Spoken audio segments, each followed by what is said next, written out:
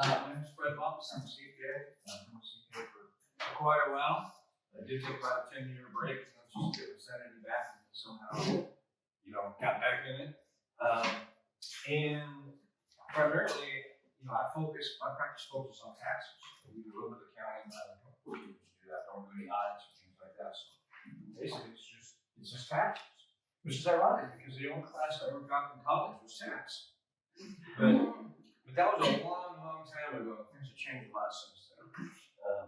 Anyway, so today we're going to talk about 10 most expensive tax mistakes. There's lots of tax mistakes, if you will. The ones we're going to talk about today are generally ones that pretty much do apply to most people that are in your business, real estate agents, that type of thing. Or it could be even small business. Good group, intimate room, rather than this being like a training session and that kind of thing. Let's just kind of have a conversation about taxes today. With the time frame we have, I think we have enough time to, if you have a question, go ahead, raise your hand. I'll try to answer that as we go along. If we get bogged down, then I might say, just write it down. Let's kind of cover that all at the end. In the meantime, we'll just, again, talk about taxes. So let me ask you this. How many of you think you pay too much in taxes? Audience participation time. You can raise your hand if you think that. Okay. So those who did raise your hand, you're paying your fair share and you're happy with it. All right? Okay. Yeah, most people do think they pay too much in taxes. How many of you would like to pay less in taxes if it were possible? Yeah, legal, moral, and all that kind of stuff. No gray area. We don't have to do that. There's enough in the tax law that says we can do certain things. So I have one more question for you, and this is a critical question. And that is, when was the last time your tax pro, CPA, EA, first cousin, whatever, came to you with an idea on how to save your money? Has that ever happened to you? They come to you and said, I got a great idea how to save your money on taxes. Okay. Don't feel bad because I've been asking that question with real estate agents for about 8 years. And I've only had one person raise their hand, and I'm not sure he understood the question. Unfortunately, that is it's kind of an indictment on our profession. At the same time, it explains something that's very important, which is why I focus on tax planning, because our industry just does not do it. Of all the courses I've had, to become a CPA and continuing education, we have to do each year 40 hours every year. You have to look pretty hard to find courses that are on tax strategy, tax planning, rather than tax preparation. We'll talk about tax preparation versus planning in just a moment. But so after today, okay, you can consider me a tax pro. And if somebody ever asks you that question again after today, hopefully you can say, well, yeah, I heard at least one idea. And hopefully you hear a few more, but at least one. I know I'm going to show you something towards the end that I'm sure is just going to really open your eyes. Yeah, it's going to be something that no one had ever told you before. Yeah, we'll save that for the end, because that way you'll stay here, right? Nobody leave early because you want to hear that. All right, let's talk about the tax code. The tax code, it depends. Basically, it's about 80,000 pages. The tax code, when it first started, was pretty simple. It was total your income and send in, a percent. I think when it first started, it was like 2%. Wouldn't we love that? Okay. So, but the problem started there because it's like total up your income. Well, then the question comes and says, well, define income. Does income include this? Does income include this? Does it include Social Security? Does it include, tax-free funds? Does it include, whatever? And then, well, no, it doesn't include that. It doesn't include that. And you start adding to the pages. And before you know it, you get, 60, 70,000 pages of the tax code. Now, the tax code itself, let's talk about taxes and the flow of taxes. We start off with our income, and now, we have lots of pages defining what is income, what's taxable income. Okay, and then we total up our income, and then we say, well, what adjustments do I have to my income? What can I decrease my income by? Well, you can decrease it by adjustments such as like if you have a health savings account, you or your spouse, if they have a job, that kind of thing. You have a W-2 coming in. You can reduce it for that. You can reduce it for, part of your self-employment tax if you pay self-employment tax. So there's a number of adjustments. And that gets us now down to what we call adjusted gross income. But we're not done yet. Go from adjusted gross income, and now we take a look at your itemized deductions versus your standard deduction. Itemized deductions, quite simply, are the deductible part of your medical expenses, taxes, property taxes, DMV fees, your state of Georgia taxes you have to pay me. You can deduct that also. You can deduct interest on your house, and you can deduct your contributions, and you add it all up, and you compare that to the standard deduction, and you get to deduct the one which is larger. After 2017, with the Trump tax bill, the standard deduction basically got doubled. Whereas most of you in this room, if you own a home, used to itemize your deductions primarily because you pay property taxes and the interest. Probably only, if there were 10 of you who did that, probably only 2 or 3 of you itemized deductions today, because the standard deduction got so big that all of them are legitimate itemized deductions don't quite add up to that amount, which is a good thing. But it's kind of weird when people ask me, well, can I deduct my medical expenses? Can I deduct my insurance premiums? Can I deduct my copay and stuff? The answer is yes, but in most cases, you're not going to get any tax benefit for it. And that sounds a bit bizarre, but that's where we are. It's deductible, but you're probably going to take your standard deduction. So in essence, all of the contributions, your interest, everything else, it didn't go to waste because you had to pay those to live and do your things, right? But don't fret, because if nothing else changes, after December 31st, 2025, that particular law sunsets, which means that's tax talk where it ends, and we go back to what we had before that. Does anybody think that nothing will change between now and then with Congress the way they are changing? No, I don't either. I can't imagine that they'll do that. So what'll happen? Once that sunsets, all kinds of things that we're getting used to are going to change. Our tax rates, by 2017, our tax rates all dropped about 4%. Well, again, they're going to go up 4%. Might not sound like a lot. It depends on how much income that you have. And some other things, of course, will happen. So, we have our adjusted gross income that we figured out, take standard deduction or itemized deductions, reduce that, get to what we call taxable income. At this point, then you go, excuse me, and you determine, what your tax is going to be, what your income tax is. So we figured out our tax, but we're not done yet, because there's things we can reduce the tax by, called tax credits. Tax credits could be a child tax credit, could be an education credit, there's a whole number of credits. We get to reduce the tax by that. And credits are better than deductions, right? Because a tax credit saves you dollar for dollar. A tax deduction only saves you as much as what your tax rate is. So in other words, if I have a $1,000 deduction and I'm in a 30% tax bracket, it saves me $300. If I have a $1,000 tax credit, it saves me $1,000. So we like those. So we throw our tax credits in there, but we're one more step, and that is that we get to add back some other taxes. All right? Primarily self-employment tax. And that's the one that with real estate agents usually impacts you. What is self-employment tax? Well, obviously it's a tax on self-employment. Self-employment income is defined in the tax code. As you can imagine, it's a result. I do something, I earn income, that's self-employed income. There are some exceptions to that we'll talk about in a few minutes. But primarily, like if you file your tax return now as a sole proprietor using Schedule C on your tax return, let's say you have a $100,000 net profit, you're going to pay self-employment tax of 15.3% on that $100,000, or roughly $15,300. Okay, and we'll talk in a little bit about some options on how not to pay so much of that tax, because for self-employed people like you guys, that's the tax that hurts the most, is the self-employment tax. Again, what is self-employment tax? It's basically your Social Security tax and Medicare tax added up.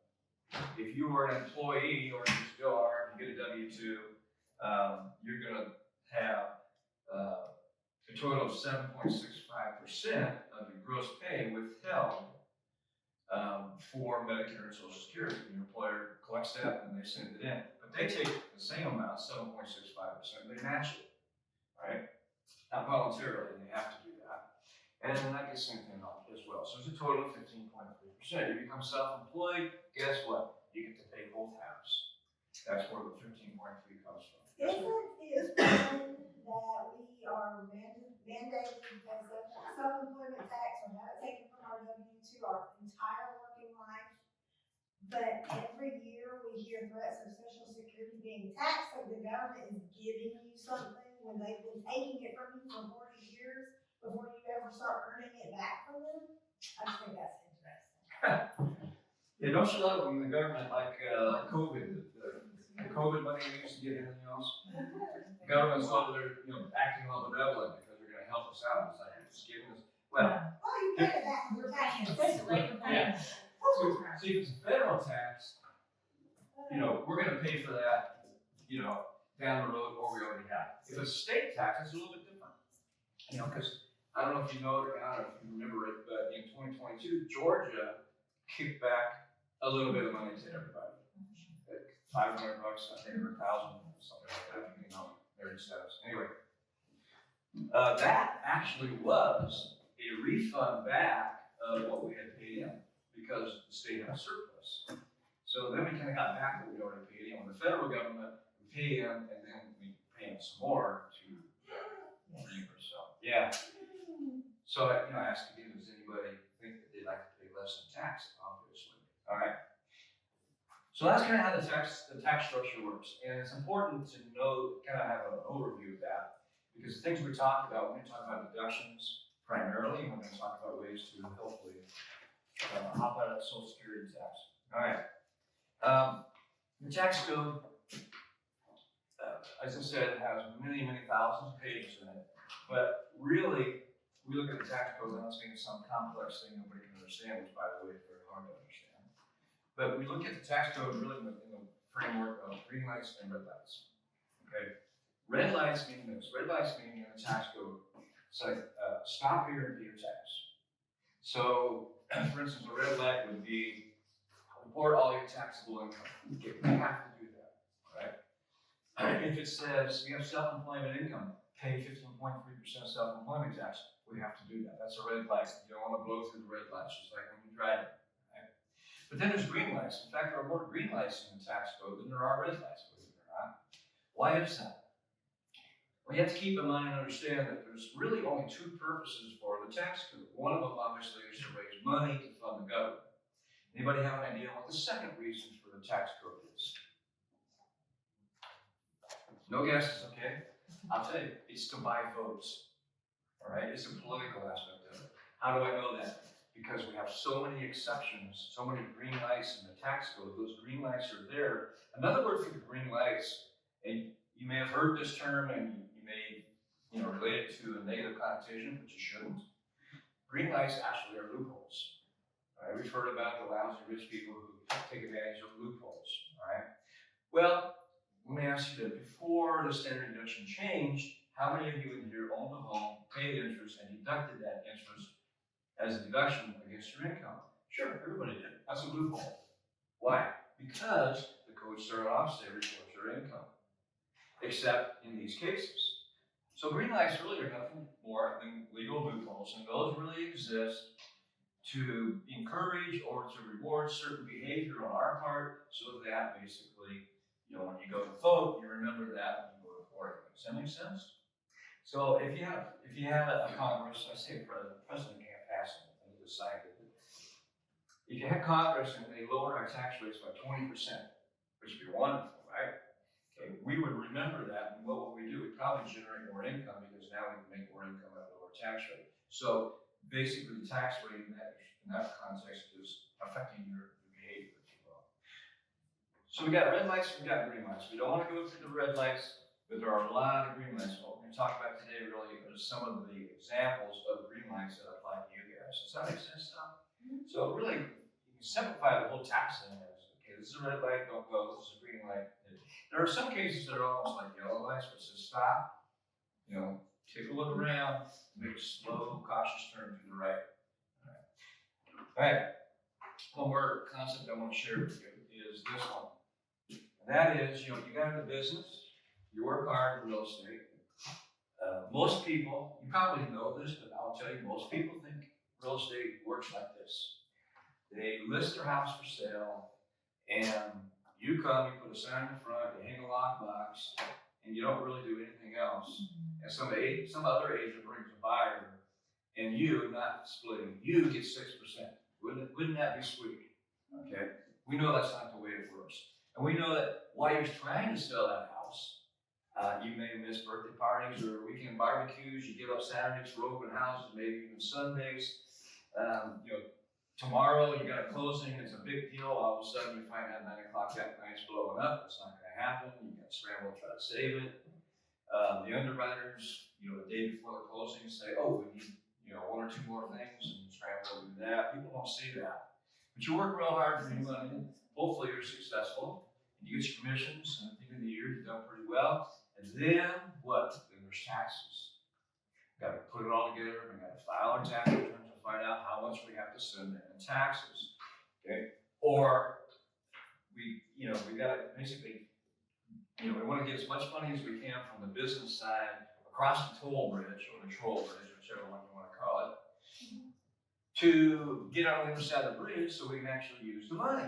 Okay? To get the money from our business side of the bridge to our living side of the bridge, okay, you pay a toll. That toll is called taxes.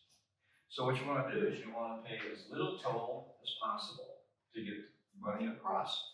So we kind of refer to this as before tax dollars and after tax dollars.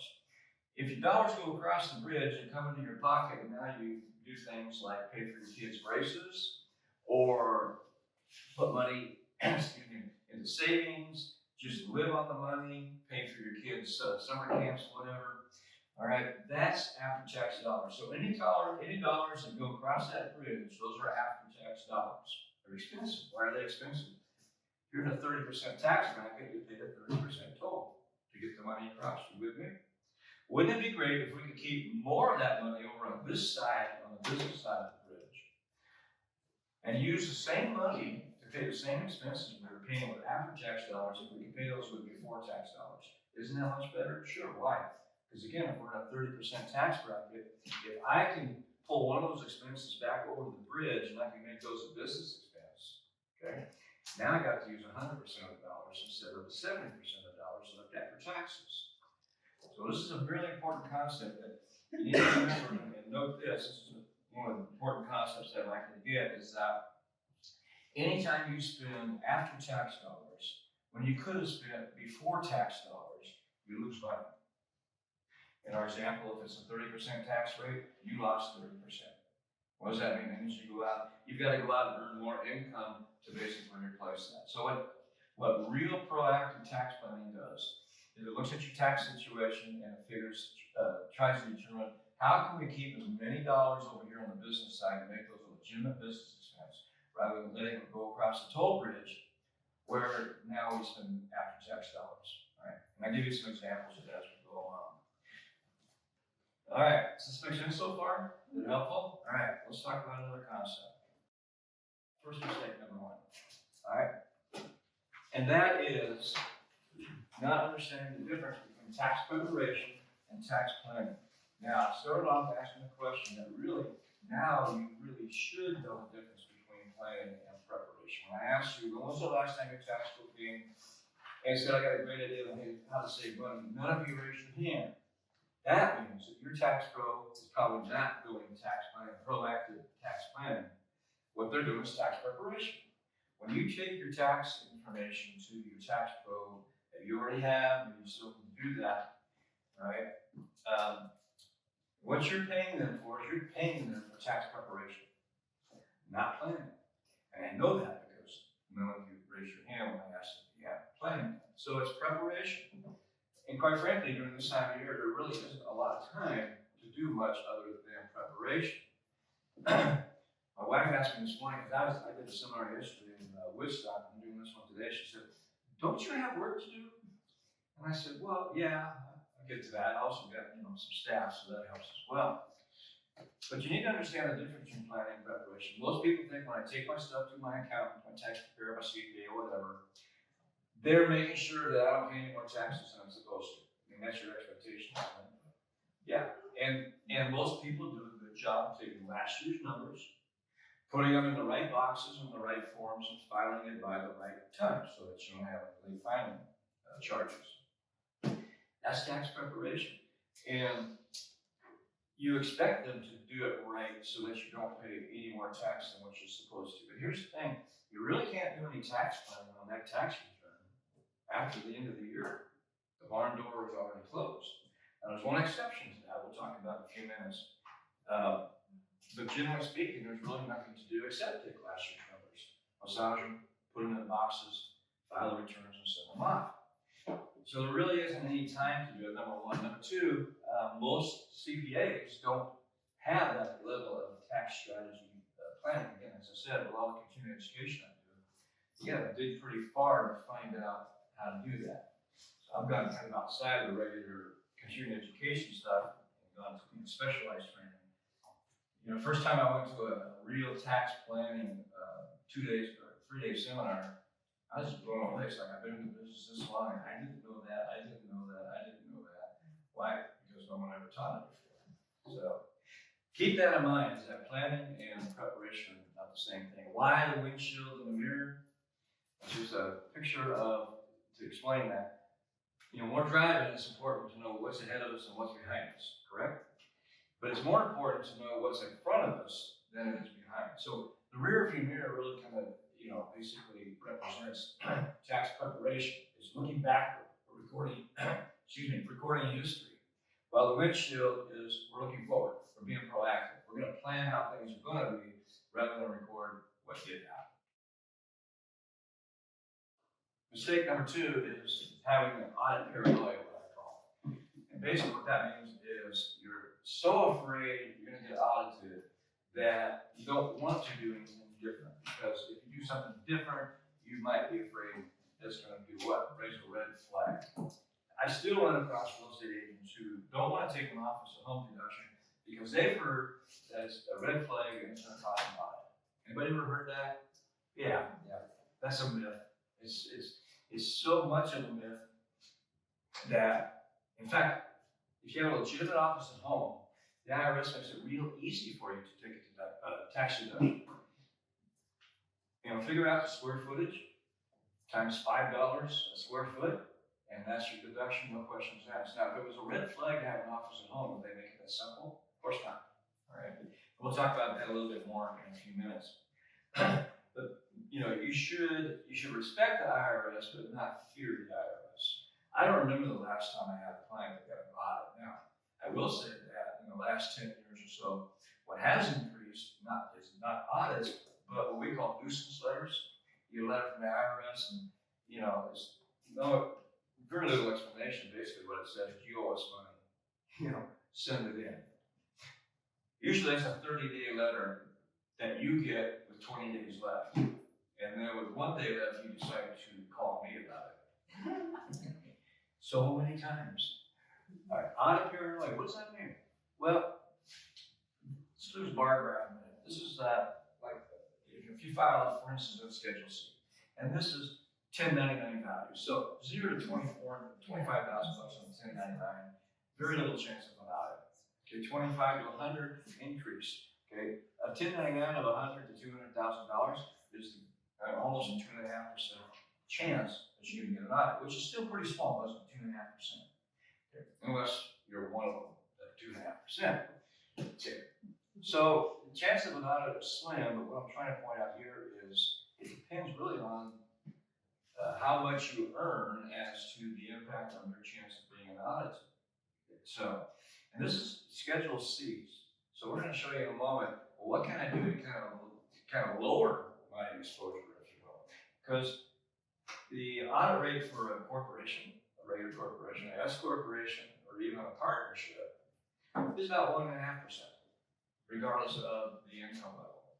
So that tells us that they're really kind of looking for sole proprietor Schedule C's to really go out and do the audits. It's going to change, I think, in the future, but right now that's where we are. So what can we do to kind of decrease our chance of getting an audit? Because we don't really want to be, I mean, I don't know about you guys, but I don't want to be in the longest bar there, greatest exposure to an audit. Anybody ever have an audit, by the way?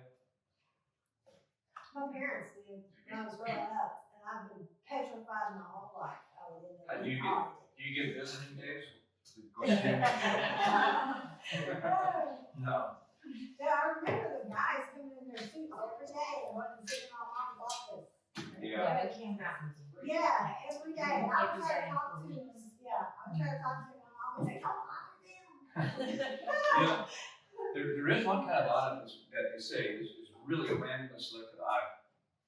And it's called a TCMP audit, like taxpayer compliance something, I don't know.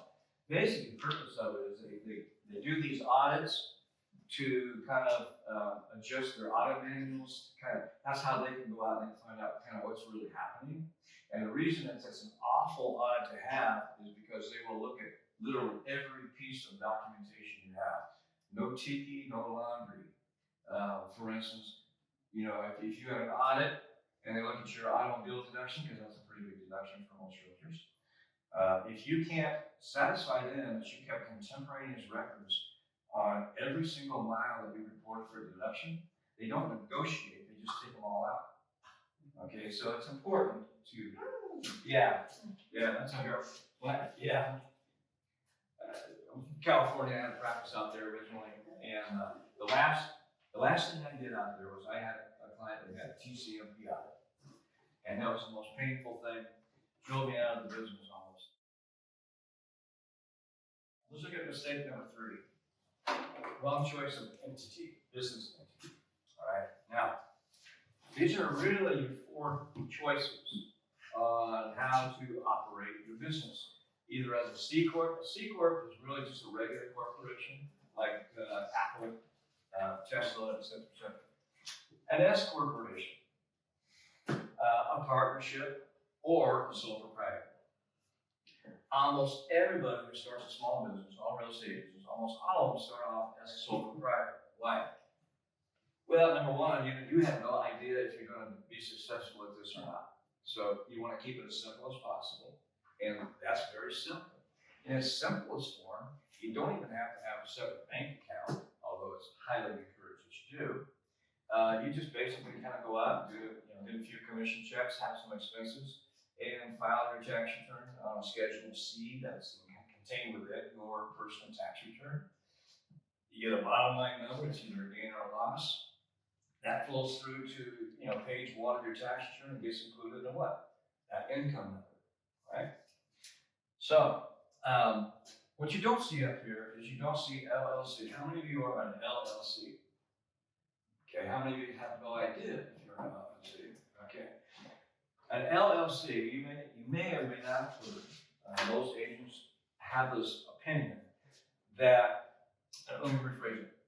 I asked them, well, how do you file your tax return? Their answer is, I file as an LLC. I go, okay, well, great. Well, what tax forms do you use? Okay, well, I file as an LLC. Okay, we're not connected. Why? Because there are no tax forms for an LLC. An LLC is not a tax entity. It's a legal entity, right? Meaning, it separates your personal assets from any legal issues that may arise from your business. Who knows? Anybody can sue anybody these days for anything, all right? And if you were to be sued and you lose, and you're not an LLC, and you're not a regular corporation, okay, they can then go to your personal assets to help settle whatever judgment that they get. Well, we don't want that, right? We want to put a wall up between it. A C corporation has an automatic wall. A C corporation is separate legal and a separate tax entity. Other than that, you kind of open. So, step 1, I recommend if you're not an LLC, at a minimum, you become an LLC. Why? Because you want that protection between your personal assets and business. Okay, now, once we get that cleared up, then I tell people, I said, well, what tax forms do you use to file your tax return? They go, well, either I'm an S Corp or I file as a Schedule C. Very rarely do we have anybody that's a partnership. We'll talk in a minute about why I like partnerships. I like a special kind of partnership. I like a limited partnership. And after I show you something else, I'll tell you why. So imagine nobody in here is a C Corp, and that's fine. Right now, C Corps are not bad. because, with the tax bill again from Trump, it lowered the tax rate to a flat 21%. Well, if you're not 30% personal, 21% looks pretty good. But there's other things to consider. A C Corp is not really popular, really, because of double taxation. What do you mean by double taxation? Well, the C Corp, whatever the net profit is, it pays tax on that, okay? And you get money out of the C Corp through a paycheck, and you have payroll tax withholding, and just like if you got a W-2 from any other business. That's all well and good. But if you didn't take out all the cash through your paycheck, and let's say we got our $50,000 sitting in there in C Corp, we want to get it, okay? Well, if you take it as a dividend, the dividend you take is not deductible to the C Corp, but it is taxable to you. That's double taxation, isn't it? No tax deduction on that side, you got to be taxed over here. S Corp is fairly popular. Does anybody in here file as an S Corp? Okay. Do you know why? I've had employees over the past few years, so my CPA recommended doing that, swapping from sole proprietor to S Corp. Save me a bunch of money in taxes. How? Well, actually, we get a W-2 now. My wife and I all sell together, so now we have a W-2, and we get to do distributions throughout the year. We have a set salary we pay each other. So That's all good, but that is not why you're an S Corp. okay. I'll tell you why in just a minute. Okay. Anybody else want to guess? Not you, you probably know. Anybody else? Who else? It's been more than 7.5, right? Okay. You file as an S Corp, because what you just told me, you can do it all out with a C Corp. Okay? You file as an S Corp for one reason, and one reason only really, and that is to save on self-employment tax. All right. I won't ask you the figures, but let me put it this way. If you're taking a salary of more than $36,000, I don't know what your numbers are, okay? Then you're taking too much salary, okay? And that's costing you money by taking too much salary. I'll show you why. An S Corp is one of those green lights where it says total up your net income. Remember the law basically says total, figure your income, you're going to be taxed on that. Well, here's a green light that says except with an S Corp. Okay, an S Corp is going to be treated a little bit differently. How different? I think I can show it better on this. Okay. We're gonna, in our example here, say we have a net profit of $80,000 in our S Corp. All right, on the left-hand side, let's look at that for a minute. That's a sole proprietor. That's what majority of real estate agents file as a sole proprietor. Because why? Because it's easy. That's how they started, and they figure, well, that's probably the best way to go. It is until they start making some money. All right, but let's go to the left side. $80,000 of income, and we're not talking about income tax right now. We're just talking about self-employment tax. On the $80,000, we're going to pay $11,304 in self-employment tax. If your income tax liability is zero, you're still going to pay $11,304 in self-employment tax.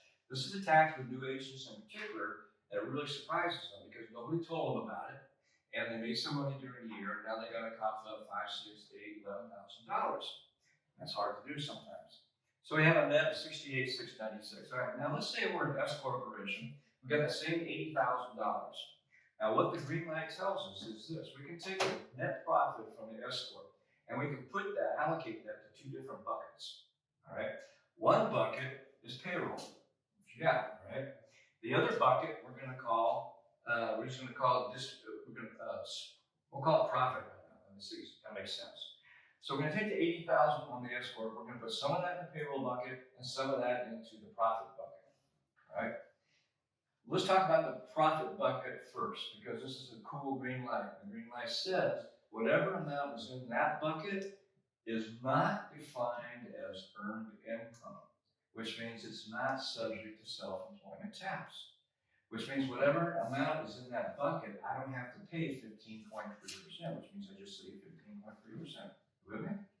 But the law also says, in order to have that profit bucket over here, you've got to have this payroll bucket over here. And in that payroll bucket, you have to pay yourself a quote-unquote reasonable salary. The tax code does not define what a reasonable salary is. They just sort of know what it's not if they ever see it.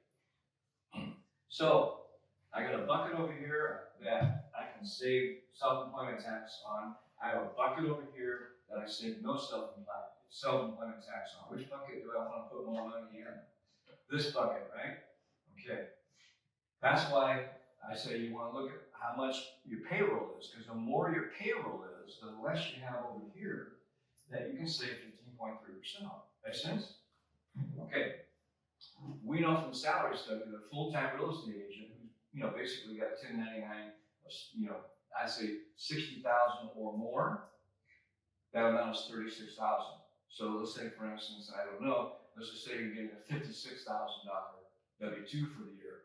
Well, you're overpaying yourself 20 grand at 15.3%, you just lost $3,000. That's why I say the amount of your payroll is very important. Let me make sure I understand the bucket. So I've always been told by my CPA accountant that you never need to take more in your scenario, the profit, than you do the salary. If salary's 40, your distribution, or in your case, profit maybe only needs to be 35. Is that fact or fiction? Let me put it this way. I took the 80 and I just split it 50-50 because the math works for me. It doesn't have to be 50-50. Okay. For me, with my clients, we put $36,000 towards the payroll bucket, and whatever's left over, let's say we had whatever's left over, then goes into the profit bucket. Okay. Now, I'm going to get my money out of the business two ways. One way is I'm going to get a paycheck for the $36,000, but there's more money left over I want to get. How do I get it? I just take a draw. What does that mean? That means I just transfer money online between the business account and my personal account. I write myself a check, doesn't matter. Because you're going to pay tax on that bucket, income tax, whether you take the money out or not. So I don't know, did I answer your question? Kind of, sort of. To me, there's no relationship between the two. Okay. So if you took out a $36,000 salary, and you had a $200,000 or $300,000 distribution. Does that still seem reasonable salary for what they say, or the answer is no on that? I would do that. Yes. Okay. Okay. There's some guys that there's kind of a floating around rule of thumb that if you take whatever your total net profit is, if you take a third of that and count that as payroll and the rest of it as profit, that's like some kind of safe harbor thing. If you read the IRS code, there is no such thing. It's just reasonable salary. So really, there really isn't a relationship between the two, except if you've got a $90,000 net profit, you don't want to take a $20,000 payroll. Sure. Now you're going to be like a pig at the trough. Yeah. Okay. So, does that help? Yeah, it does. Okay. And that's only with an escort. That's what an escort. Okay. Versus what? Versus if you file a partnership account with an LLC. Okay. Okay, let's talk about that. Or sole No, you're proprietorship. fine. Okay. I said before, I like limited partnerships. Okay. As an option to the escort. To do the escort, it's more hoops to hop through. You do have to have a payroll. I mean, if you're the only person on payroll and you pay yourself once a month, payroll is going to cost you about $1,000 a year. Not a big deal. It's still $1,000. Sometimes I'll use a limited partnership. Okay. How does that work? Again, it's a green light in the tax code that says if you have a partnership, let's say it's a 50-50 partnership, I have a $100,000 profit, I get taxed $50,000 and my partner gets taxed for $50,000, okay? However, if my partner is a limited partner, okay, and let's just use an example of, because this would be more realistic, of myself and my limited partner is my wife. All right, she's my limited partner. She has nothing to do with my business. All right, that makes her limited. That makes her not involved. Her 50% now, guess what? That by law, green light says that's not earned income. So if it's not earned income, what happens? I save what? Self-employment tax, because it's not considered earned income. So an easy way, I don't have to have a payroll. I don't have to hop through some of the hoops to set up the escort. Set up a limited partnership. It does in fact have a separate tax return during the year, so it doesn't escort, so I don't want to save anything there. But it's just an easier way to me to accomplish the same thing. Now, when would I use a limited partnership versus an escort? It depends on the income level, quite frankly. And the kind of break-even point is about $80,000 of net profit. Anything above that net profit-wise, then it kind of benefits you to be an escort. The problem when you're commission only is you have a killer year this year, next year you don't, And now it's something that worked really well for you this year, doesn't work so well for you next year. That's, that's the ebb and flow of life. Okay, we good on this? So, on the right-hand side, if we had a $40,000 profit amount in that bucket, we escaped 15.3%. We just saved ourselves $5,184 by doing nothing other than just changing the entity that we were using. Yes, ma'am. And if you do a limited partnership, then you could basically say, like, half of whatever you made gets allotted to your silent partner, and so then you don't have to pay self-employment tax on that part? Did I follow you Yeah, correctly? we're talking not, just terminology, but when you say how much you made, I'm saying the net profit. Yeah, So, okay, yeah. Gotta make sure we're talking the same thing. Yeah. You get 1099 less your allowable deductions. okay. And that's true. If you in fact had a limited partner. Can you be your own partner? No. So for all your draws or And I will tell, distributions, I will tell you that Jen and I tell people this about partnerships. Is that the only successful two-person partnership I've ever seen is if one kills the other one. So as for, whatever is not your salary, but your profit left over that you get your draw, you're saving the half of your unemployment tax. That's the savings here, that's right. That bucket is a tax savings part. Okay. Let's So do it. the last question is, just because it's got my own self confused.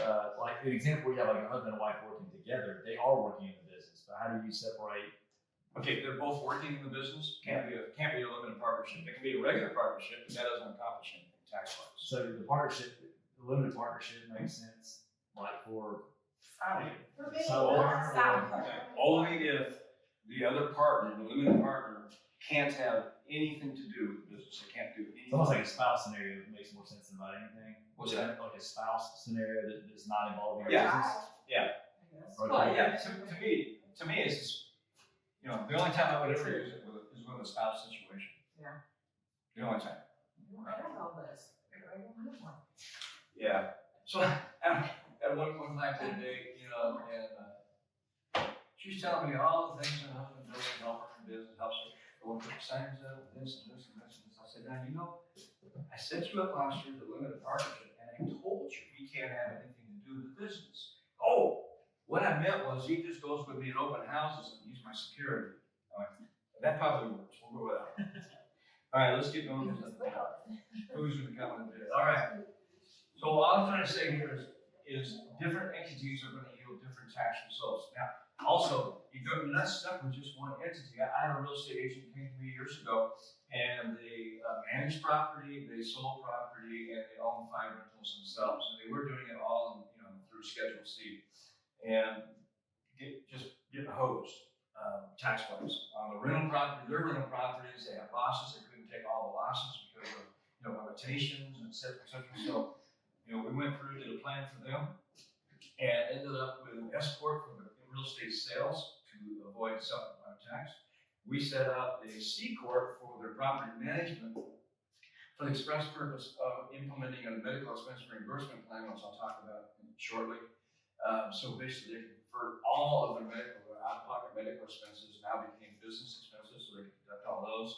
And then we made a special election in the code, green light, to define them as real estate pros. And I know you all consider yourself a real estate pro.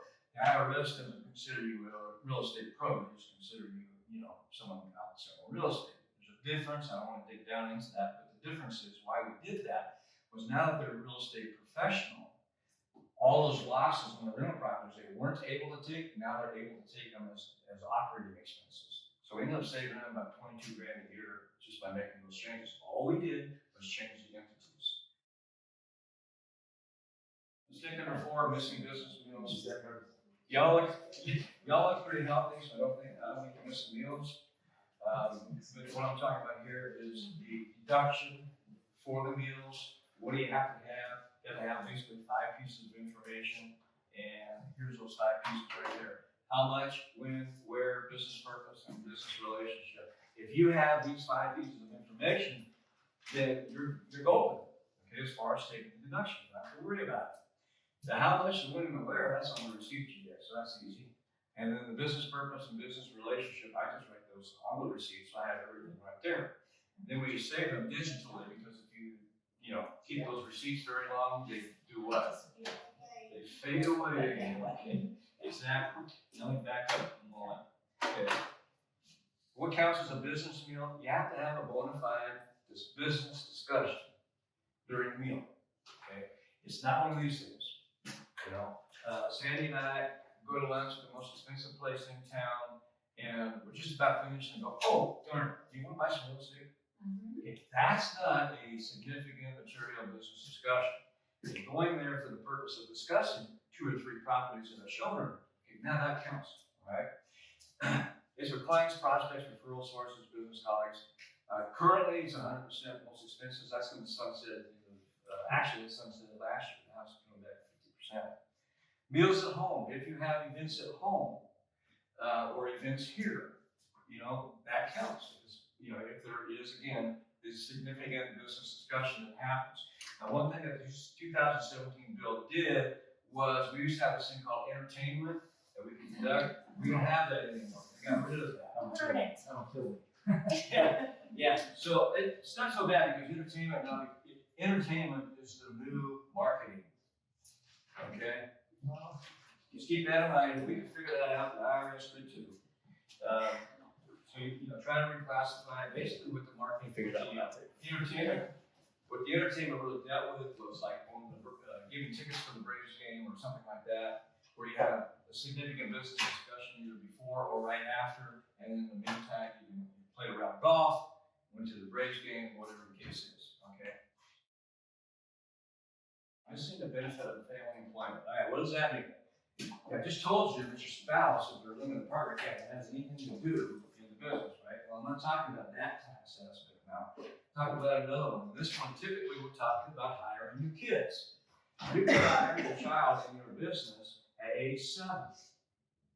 Right? You're thinking a couple of things. You're thinking, what in the world would they do? All right? And we have a little job description for that, but they can do things. They can help you hang your signs. They can help you do lock boxes. Depending on their ages, they can, do some filing for you, clean your office. They can maybe help you with social media. My 9-year-old granddaughter, she's showing me all kinds of social media stuff. It's like, it blows my mind. She took my phone. She's, in about 5 minutes, showed me like 20 things I can do on my iPhone and never knew were possible. And I've forgotten 18 of them, but it's okay. It blows my mind. So these young kids, they can do stuff like that. All right, so our legitimate work, job functions that we can give our children to do from age 7 on. So that's number 1. Number 2, to make this work, you gotta have a job description, they gotta have a time sheet, you gotta pay them a reasonable wage. They don't get, $42 an hour for helping to clean your office. You gotta pay them a reasonable wage, keep the time sheet, and once you do pay them, that money goes into an account in their name. Now, if they're under 18, your name is gonna be on there too. So they can't go out and take all the money and buy all the new Xbox games, whatever the latest electronic toys are. So this is a really good tool. Why? This allows us to shift income from my 30% rate down to, if you submit, their 0% rate. How do we do that? All right. The standard deduction for an individual, I think it's $12,950, somewhere around that. We'll just use that number. Okay, theoretically, that means I can pay my child up to $12,950, and their taxable liability is going to be 0. Because $12,950 of income less that same amount of standard deduction, my taxable income is 0. So I just went from 30% to 0% on that kind of income. Isn't that cool? Now, why would I pay them? What are they going to do with the money? They can do a lot of things with the money. They can pay for their own braces. Okay? Because what? Because now, we're basically doing that on this side of the bridge. We've now made paying for the braces with before tax dollars because I pay them a deductible payroll. Say that they put money into a Roth, an IRA, whatever the case may be. They can put money into a 529 plan. They will start saving for college or whatever other plan they want to use. Basically, you want to look and see what money am I spending for the kid now with after tax dollars that we can use with before tax dollars. They go to a summer horse camp, boom, that'll pay for it themselves out of this money. Now the government's helping you to pay expenses. So that's a great tax benefit to do. Number 6, missing medical expenses. We talked a bit ago about itemized deductions and standard deduction. Medical costs, for some people that can be quite significant when you look at the insurance premium amount and the out-of-pocket amount and so forth. So, the question again is, can I deduct those medical expenses? The answer is yes, you can deduct them. However, there's a couple of bad hurdles to go over. One of them is the first thing is you can only deduct the amount of medical expenses that exceed 7.5% of your adjusted gross income. Let's say I'm out of pocket 10 grand. My adjusted gross income is 100. 7.5% of 100 is what? $7,500. But I got 10 grand out of pocket. Okay, well the first 7,500 goes away. All you're left with now is 2,500 to add to all your other itemized deductions and then compare to the standard deduction. So in most cases, that $10,000 is going to be a zero tax benefit to you at all. What can we do about that? Well, there's 2 solutions, possible solutions. One of them is called, and I referred to it before, a medical expense reimbursement plan, or what we refer to as a MERP, M-E-R-P, a MERP. What does a MERP do? I have a MERP. One of my businesses is a sole proprietor. I have just enough money coming in there to fund the MERP. What does it look like?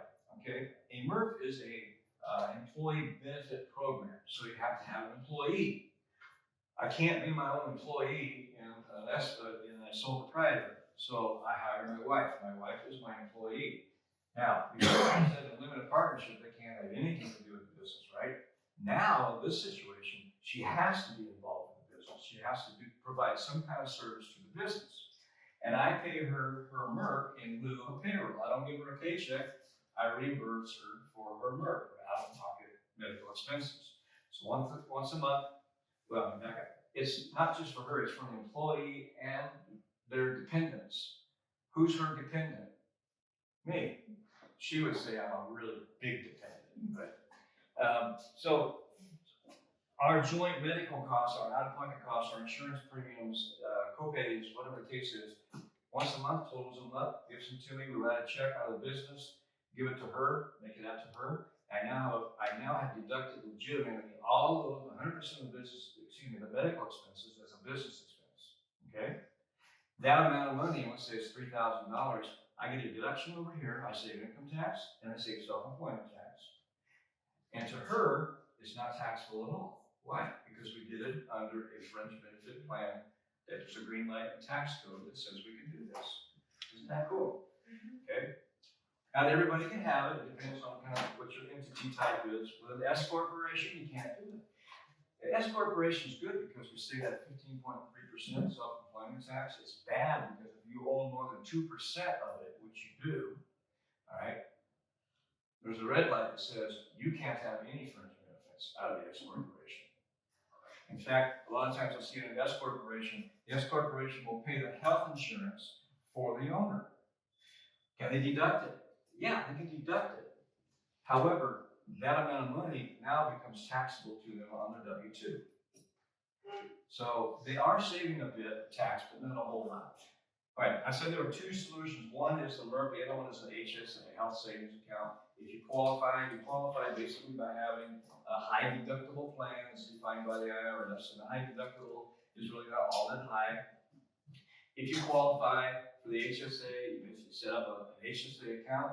You can put up to, I believe it's this year, about $7,000. You can fund it up to $7,000 and you get a tax deduction for that. Okay, that saves you on income tax. Okay, this is on the personal side. And the purpose of that is to reimburse you for those same expenses we talked about. What if I only have $3,000 in expense and I have $7,000 I put in? That's cool. The $4,000 rolls over to the next year, and you can put another $7,000 in. Okay, so it keeps rolling and rolling and rolling. Plus, when I take money out to reimburse me for those expenses, once again, it's not taxable income to me. Tax deductible going in, not taxable coming out. That's a good thing. So that's another option. MERP is better, but HSA is another option. Home office. Real quickly, we talked briefly about home office expense. It's very easy. You take the deduction, you just take the square footage times $5. If you're not happy with that, then you can take off all your costs that happen in the house, insurance, utilities, repairs and maintenance, the trash, the lawn guy, interest, taxes, and we can add it all up and we get a percent of that as a deduction for an office at home deduction. Or we can just take the $5 a square foot, okay, whichever you prefer. Now, a lot of people, if they're not thinking it's a red flag, they take the other approach and they think this is some kind of a great tax savings to have an office at home deduction. Okay, it's not, okay, by itself. For most of you, if you get an office at home, maybe it's a 10 by 15 square foot room, 10 by 12, something like that, you're gonna save maybe $300 in taxes. That's not a big deal. You with me? All right, so why do it? We do it for a particular reason, which I'll tell you about in 2 slides from now, because I want to tell you 2 other cool things about your house. Okay, and when I say qualify for an office at home, basically that means that you have a place at home where you basically do your administrative work for your business on a regular basis, and that room's not used for anything else. All right, is that a cool picture? What do you see? Do you see a pool? It's an office. Entertainment. Yeah. No, there is no entertainment room. What I see, Marketing. well, good thought though. What I see is an on-site athletic facility for the benefit of my employees. That's what I see. All right? Here's how it works. I would love to tell you that I took that out of the back window this morning. I didn't. Okay, see this window over here? It's an office at home. Okay? You see that little 7-year-old running around? Go with it. Yes. All right. That's my employee. So what? I have an office with an employee and I have an athletic facility, a pool. And you know what? I can deduct the cost of maintaining that swimming pool as a fringe benefit for the benefit of my employee. Is that cool? Now, the tax code, the green light was not written so you could write off the expense of your maintaining the pool, not putting the pool in. That's something different. All right? Basically, we're talking about when I was up at Spartanburg, Milliken Corporation, big old place, they got a huge gym on site. So the employees can work out there and they don't have to go off site and everything else, and it cuts out their health insurance premiums and so forth. The law was written for people like that to encourage them to do that. But what's written for the big guys doesn't mean we can't use it as well. Right? So that's just an example of something else we can do for the house. I did the numbers on it, by the way. It saves you money, but not as much as you would think. But it's kind of a cool thing. All right, one more thing on the house. Where is this? Golfers? Masters. Yeah, that's the best. I love that. I put that in here because there's something we call it. It's not called this in the tax code. It's a roundabout way. But we call it the Augusta rule. The law says this. The green light says this. If you rent your personal residence, if you rent that out for less than 15 days, so let's just say 14 days or less for the year, okay? That income is not taxable income. We call it the Augusta rule because when Augusta rolls around, people all over town rent out their nice big houses for like $20,000 a week. All right, less than 14 days, not taxable income to them at all. So there are different things we can do with houses. All right. Okay, I told you that the deduction for the house wasn't all that great in itself. So why bother with the home office deduction? For this, for deducting your auto mileage. Okay, real quickly, don't worry so much about those numbers. Basically, well, since it's up there, there's 2 ways you can deduct your car. Okay, there's taking the business miles times a mileage rate. And boom, you got a number, you're good to go. The other one is you use actual expenses. You keep track of all your actual expenses, you put depreciation in there, and whichever one's bigger, basically, you can take that, all right? And we have different cars up there with different amounts because of this. If you drive a little sedan, you want to take the mileage rate because it costs you less to run the car than what the IRS allows you to deduct. If you're driving a big expedition, then you probably want to take the actual expense approach because that costs you more to operate than the IRS allows you. So that's why those numbers are up there. But more importantly, the office at home and the auto deduction tie in like this. The law says, okay, example, I drove from Houston. Okay, you want to know where Houston is? How about Razzleton? Yeah. Okay. Chateau Elan? Okay, I live right by Chateau Elan. I drove from there to here today. I'm going to drive from here back home. I would consider this business, wouldn't you? Sure. Okay. The IRS says all that mileage is commuting. It's not deductible. It's not business mileage. Why? Because code says from your first stop of the day, from your home to the first stop of the day is commuting. From your last stop of the day back home is commuting. That's what the law says. That's a red light. Okay. However, I have an office at home. So this morning, where was my first stop? Your office. My office. Smart group. All right. What's going to be my last stop of the day? As I take all this stuff and dump it on my desk. Exactly. So all that mileage in between now becomes what? Deductible business mileage. That's why we have an office at home, because it maximizes what we can deduct for our automobile.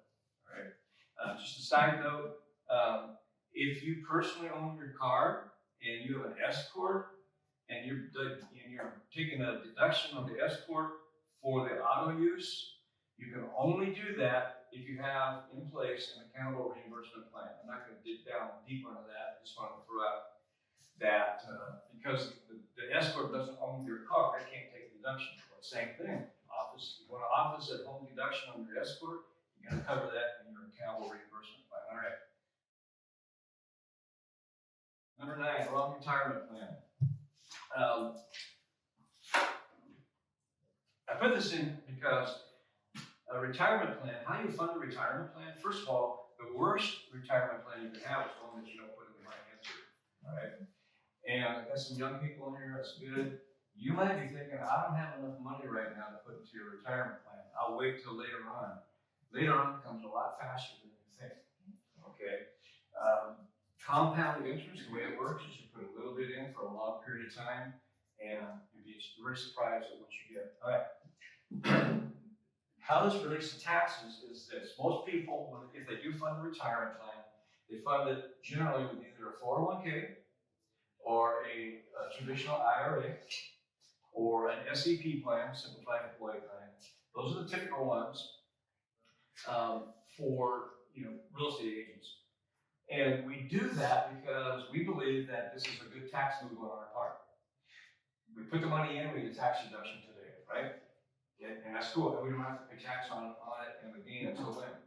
Until we're retired. When supposedly we're going to be in a lower tax rate.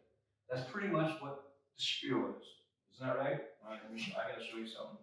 This is the thing that's going to be really cool, I think. I'm going to blow through these slides real fast, so don't worry about taking notes here. I will say this, retirement, people earn $2 million in lifetime on average, and they have 60 grand left at retirement time. Not the American dream. Okay. Onward, we don't want to, okay. These are just the type of retirement plans that we're all kind of somewhat familiar with, all right? There's 2 types of retirement plans. There's qualified, which is what I just showed you. We take the tax deduction now, we pay tax on it later on. And there's non-qualified. I put money in now, I don't get a tax deduction now, but I never pay tax on it in the future. Right? That's the difference between the two. Non-qualified, the one you've heard of most is a Roth. Okay? The LIRP, we got a MERP, we got a LIRP, we like this thing. That's a life insurance retirement plan. I'm not going to dig down deep on that now, but it basically is a Roth on steroids. Think of it that way. All right. Which one's better? It depends. All right. Got a proposal for you. And it goes like this.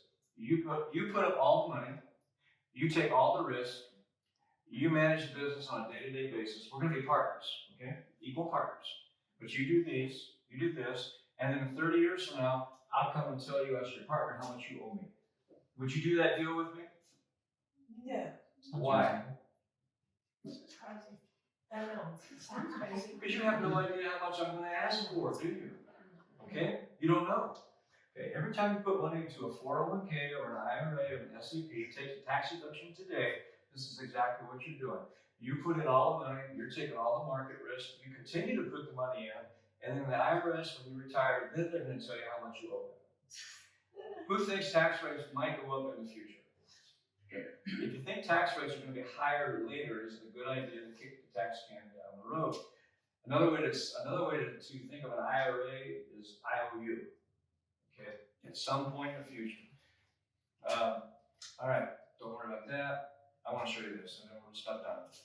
I don't know. It says 59. I gotta fix that. I don't know what happened. Anyway, example. Put $5,000 into a traditional IRA one time. Let's assume I'm in a 25% tax bracket, and let's assume I'm going to get 10% average per year. All right. What happens? I put $5,000 in. Whoops. I went back. Rule of 72. Anybody know what that is? Divide the interest rate into 72, and it'll tell you how long it takes to double your money. So if I'm earning 10%, I divide it into 72, it's roughly 7 years. So every 7 years, my money will double. So I'm going to put in $5,000. 7 years is going to double. 7 years is going to double. 7 more years is going to double. So my 5 is turned into $40,000. I'm happy. Now, I took a deduction for $5,000 at 25% tax bracket. So how much did I actually save in taxes? I saved $1,250. You with me? Okay. What will most people do with that $1,250? Spend it? Did I hear spend it? Yeah. But, you know, Sandy, she's really sharp. She says, well, wait a minute. I'm going to take my tax savings and I'm going to put it over here and I'm going to get 10% on that too. All right, let's see what happens. 1250 goes to 25, goes to 5, goes to 10. Okay, we're good. Time to retire. $40,000 at 25% is how much? $10,000. If I took my 1250 tax savings and I earned the same 10% at the end of the time period, I lose my entire tax savings. I got to pay 10 grand in taxes. Where's the tax savings? No. There is none. You with me? Now, what if you didn't put the 1250 away and save that up? Or what if the tax rate's now 30% or so? So I think, you know, taxes is short-term tax look and long-term. If you want to look long-term, 401ks and IRAs and SEPs are not really your friend. Whose friend are they? Well, I don't know. Let's see. You could have put the $5 grand in and not taken a tax deduction, and you wouldn't have got the $1,250 tax savings, right? Okay, you would have paid $1,250 in taxes. So the question really is, how do I answer this? You're gonna have a $40,000 anyway, right? Would you rather pay $1,250 to get $40,000, or would you rather pay $10,000 to get $40,000? So if this is not really that great for you, who's it great for? I don't know. If I'm the IRS and I have a choice of you giving me 10 or 1250, I'm gonna go with 10. Which is why I'm gonna charge you 10% penalty if you take the money out before age 59 and a half. And it's why I'm gonna charge you a 50% penalty at age 72 if you don't take out exactly the amount of money I'm telling you have to take out every single year for the rest of your life. It's called a required minimum distribution. Okay, I just want you to think there's short-term tax benefit and there's long-term tax benefit. Number 10 is just not having a plan. What I've offered people is that I will offer you a no-cost tax review of your tax return. Your most recently filed return was 2021. That's fine. If it's 2022, that's fine too. I take the return, I look at it in about 5 minutes. I can tell you if you're wasting money in taxes or not. So if you can't really take that vacation on the cruise vacation you want because you don't have quite enough money, but you're losing $7 grand a year in taxes, then where's your cruise? Or at least a part of it. I have no idea what it costs. All right. So we diagnose it. It's like going to a doctor. Then we prescribe it. We say, great. You're losing, Sandy, you're losing about $7,000 a year. Do you want me to fix it? She said, well, of course. I said, okay, I'll fix it. And there's a fee to fix it. However, my guarantee is that you're going to save at least twice as much as the fee to fix it. So you're still ahead. The difference between the cost and an investment. Cost, you spend the money, you don't get anything back. An investment, you get a return on investment. So my guarantee is 2-1. Usually it's 4-1, but if I told you 4-1, nobody believes you. So, and then the feel part is, that's how we say, the solution is you need to be an S corp. Okay, the filling part is, let's set you up as an LLC, you'd like to be an S corp. Okay. Anything else? Just my contact info is also on the sheets you have, the note-taking sheets. If you want me to review your return at no cost, probably the easiest way, just let me know, and then you can upload it to my secure portal right here for the Bumpass CPA at securefilecode.com. It's also on the bottom of your pages. Don't put www for Ed Bumpass because it takes you where you don't want to go. I don't know where, but they tell me it doesn't work. Okay, questions? I know it's an awful lot, and I can bring out a fire hydrant, but hopefully there's one idea in there. Yeah, you might be able to find it.